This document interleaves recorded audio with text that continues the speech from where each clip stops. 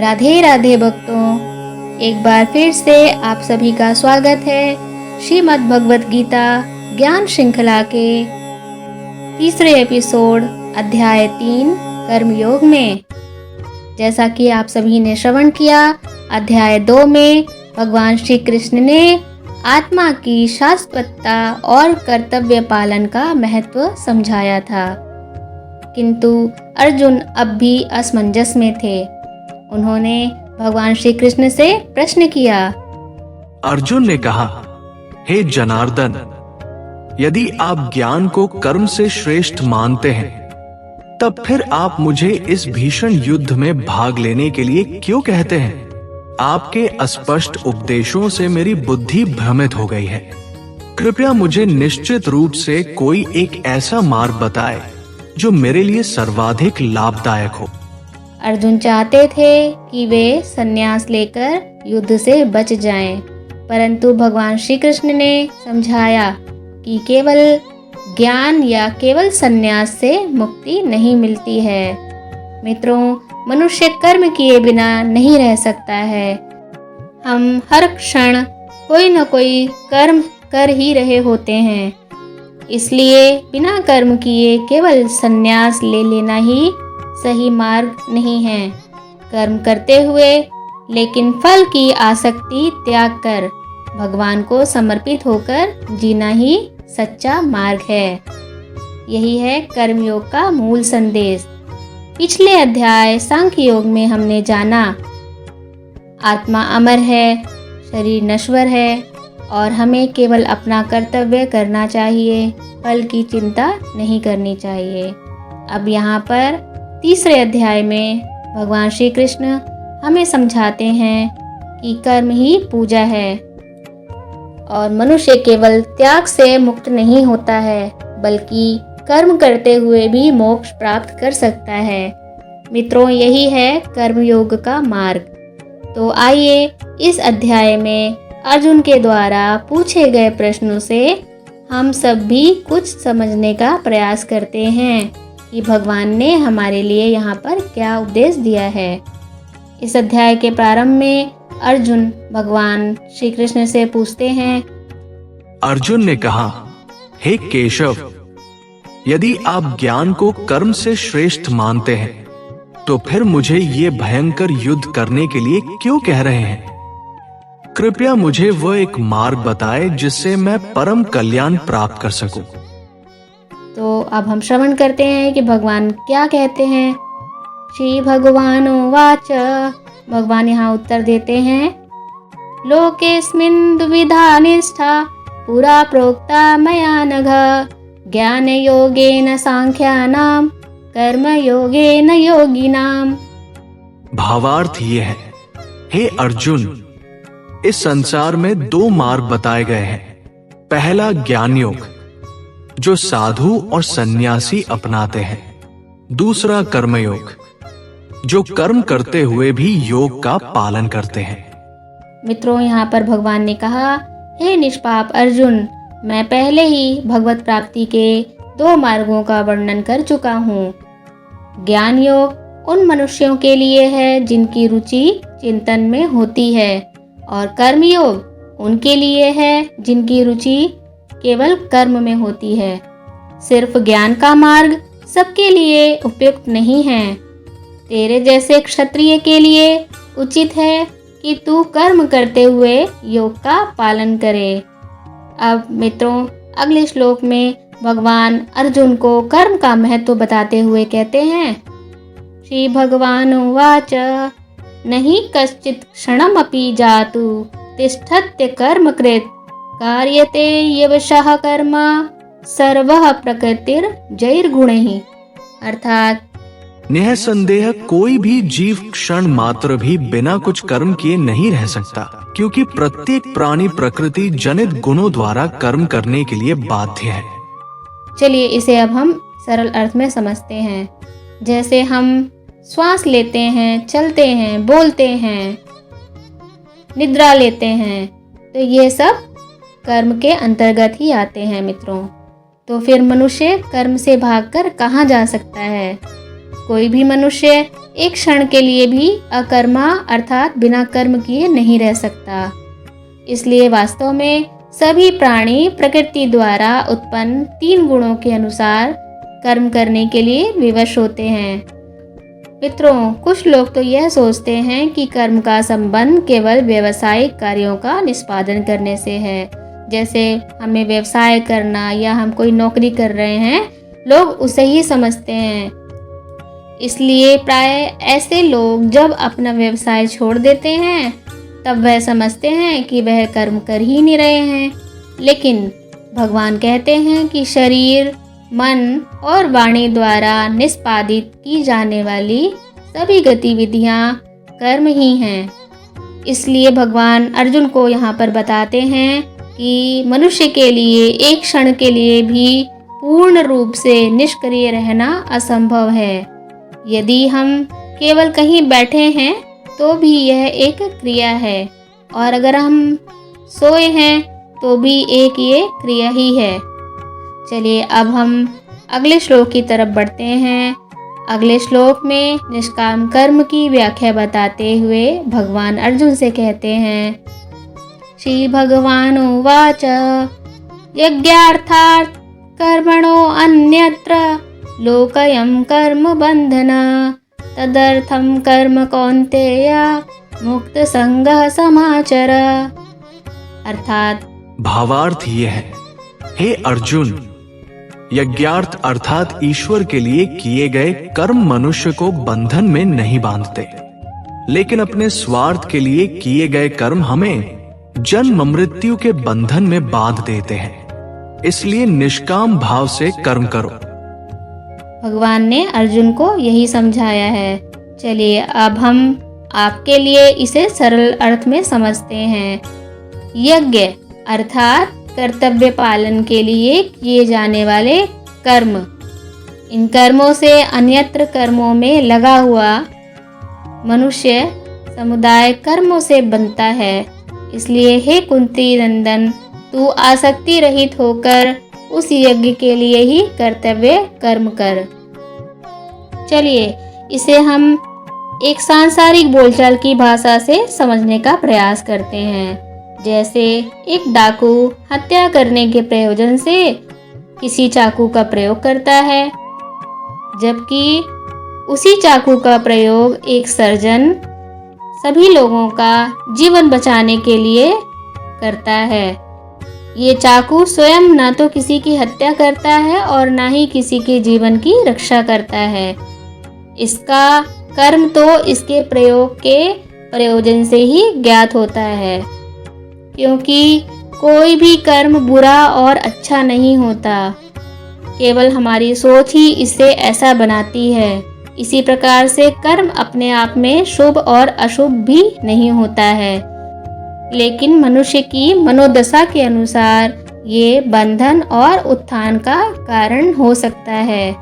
अभी आगे समझते हैं। जैसा कि हमारी इंद्रिय सुख और अपने अहम की तुष्टि के लिए किया गया कार्य भौतिक संसार में बंधन का कारण होता है, और भगवान के सुख के लिए यज्ञ के लिए किया गया कर्म माया के बंधन से मुक्त कराता है तथा भगवान की दिव्य कृपा प्राप्त कराता है, क्योंकि कर्म करना हमारी प्रकृति है। अतः हम इन 2 प्रकार के कार्यों में से किसी एक को करने के लिए बाध्य होते हैं। हम एक क्षण के लिए भी अकर्मा अर्थात बिना काम किए नहीं रहते हैं, क्योंकि हमारा मन खाली नहीं रह सकता। चलिए इसे हम एक उदाहरण से समझते हैं। यदि कोई किसान खेती सिर्फ अपने स्वार्थ के लिए करेगा तो उसका मन हमेशा लाभ और हानि में ही उलझा रहेगा। लेकिन यदि वही खेती किसान समाज और ईश्वर के लिए करेगा तो उसका मन शुद्ध और शांत रहेगा, क्योंकि वो खेती के परिणाम को भगवान को ही समर्पित कर देता है कि आगे जो भी होगा भगवान ही उसे संभालेंगे। कर्तव्य पालन का संदेश देते हुए भगवान आगे कहते हैं, श्री भगवानुवाच श्रेयान् स्वधर्मो विगुणा परधर्मात् स्वनुष्ठितात् स्वधर्मे निधनं श्रेयः परधर्मो भयावह। भावार्थ ये है, मनुष्य को अपना कर्तव्य करना ही श्रेष्ठ है, चाहे वह छोटा या कठिन क्यों न लगे। दूसरे के धर्म का पालन करना भय और विनाश का कारण बनता है। इस ब्रह्मांड में प्रत्येक प्राणी के कर्तव्य निर्धारित हैं। किसी प्राणी का अपना कर्तव्य योग्यता से रहित होने के बावजूद भी किसी अन्य के कर्तव्य से श्रेष्ठ है। अतः मनुष्य को अपने स्वयं के कर्तव्यों के प्रति सत्यनिष्ठ होना चाहिए। ये उपदेश हमारे लिए है। इसका अर्थ ये है, आइए मित्रों इसे हम साधारण अर्थों में समझते हैं। मान लीजिए यदि कोई सैनिक युद्ध से भागकर संन्यास ले ले तो क्या होगा? तो उसने क्या किया? वह अपने धर्म का त्याग कर रहा है वहाँ पर। लेकिन यदि वही सैनिक युद्ध करके धर्म की रक्षा करे तो उसका जीवन सफल होगा, क्योंकि एक सैनिक का यही कर्तव्य है कि उसे युद्ध से भागना नहीं चाहिए। युद्ध करके वीर गति को प्राप्त होना ही उसका कर्म है। अब हम आगे समझते हैं महापुरुषों के उदाहरण से। अगले श्लोक में भगवान ने महापुरुषों का उदाहरण देते हुए अर्जुन को बताया है। चलिए श्रवण करते हैं भगवान ने क्या कहा है। श्री भगवानुवाच यद्यदाचरति श्रेष्ठः तत्तदेवेतरो जनः स यत् प्रमाणं कुरुते लोकस्तदनुवर्तते। भावार्थ ये है, जो कर्म श्रेष्ठ पुरुष करते हैं लोग उसी का अनुसरण करते हैं। जैसे कि राजा जनक और अन्य महापुरुषों ने अपने नियत कर्मों का पालन करते हुए सिद्धि प्राप्त की थी, इसलिए तुम्हें भी अपने कर्तव्यों का निर्वहन करते हुए समाज के कल्याण के लिए अनुकरणीय उदाहरण प्रस्तुत करना चाहिए। हमारे महापुरुष जो भी कर्म करते हैं सामान्य जन उनका पालन करते हैं, और वे जो भी आदर्श स्थापित करते हैं सारा समाज संसार उनका ही अनुसरण करता है। आइए इसे हम एक उदाहरण के द्वारा समझते हैं जिससे सभी को आसानी होगी। मान लीजिए यदि एक राजा धर्म का पालन करता है तो प्रजा भी धर्म पर ही चलेगी, और यदि एक नेता अधर्म करेगा तो समाज भी भ्रष्ट हो जाएगा। इसलिए महापुरुषों का कर्तव्य बनता है कि वो समाज को हमेशा एक आदर्श ही प्रस्तुत करें, जिससे कि समाज उसी का अनुसरण करे। मित्रों, आगे के श्लोक में भगवान ने अर्जुन को क्रोध और कामना से सावधान करते हुए चेतावनी दी है। श्री भगवानोवाच काम एष क्रोध एष रजो गुण समुद्भवः महाशनो महापाप्मा विद्ययेनमिहि वैरिणम्। भावार्थ ये है, कामना और क्रोध ही मनुष्य के सबसे बड़े शत्रु हैं। ये रजोगुण से उत्पन्न होते हैं और पाप का कारण बनते हैं। ये काम शब्द केवल वासना नहीं है, बल्कि इसमें सभी प्रकार के भौतिक सुख भी सम्मिलित होते हैं।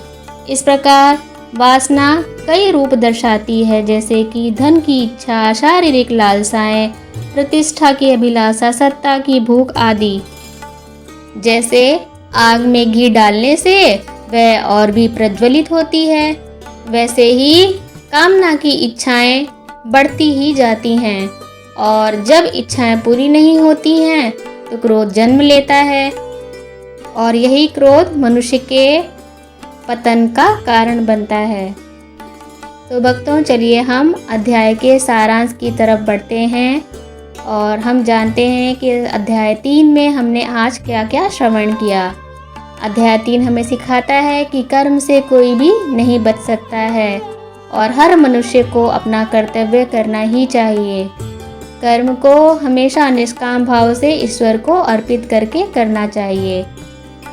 स्वधर्म पालन करना श्रेष्ठ है और परधर्म का अनुसरण विनाशकारी है।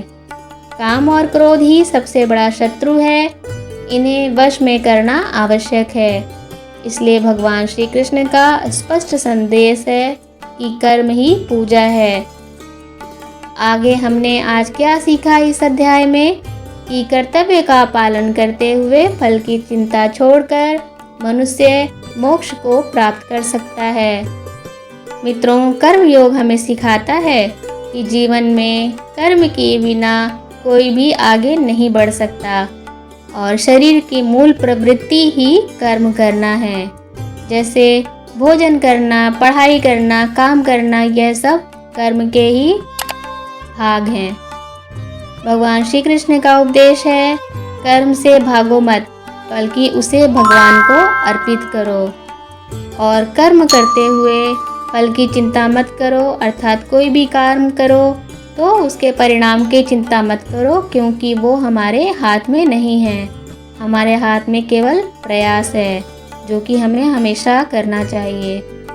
और आज के व्यस्त जीवन में भी यही शिक्षा लागू होती है। कभी हम काम करते हुए थक जाते हैं, कभी परिणाम न मिलने पर निराश हो जाते हैं। लेकिन गीता जी हमें सिखाती हैं कि यदि हम कर्म को पूजा समझकर निष्काम भाव से करें तो न थकान रहती है और न ही निराशा रहती है। कर्मयोग हमें सिखाता है कि कर्तव्य ही पूजा है तथा जब हम अपने कर्मों को ईश्वर को समर्पित कर देते हैं तब हमारा जीवन सफल और शांतिमय हो जाता है। यही अध्याय 3 का अमूल्य संदेश है। इस प्रकार समाप्त होता है गीता जी का 3य अध्याय कर्मयोग। अगले अध्याय में हम सुनेंगे अध्याय 4 ज्ञान योग, जहां भगवान श्री कृष्ण हमें बताएंगे ज्ञान और कर्म का अद्भुत रहस्य और ये कि श्रीमद् भगवद गीता का ज्ञान स्वयं भगवान द्वारा क्यों दिया गया है। तो जुड़े रहिए इस श्रृंखला से और सुनते रहिए गीता जी का अमृत संदेश।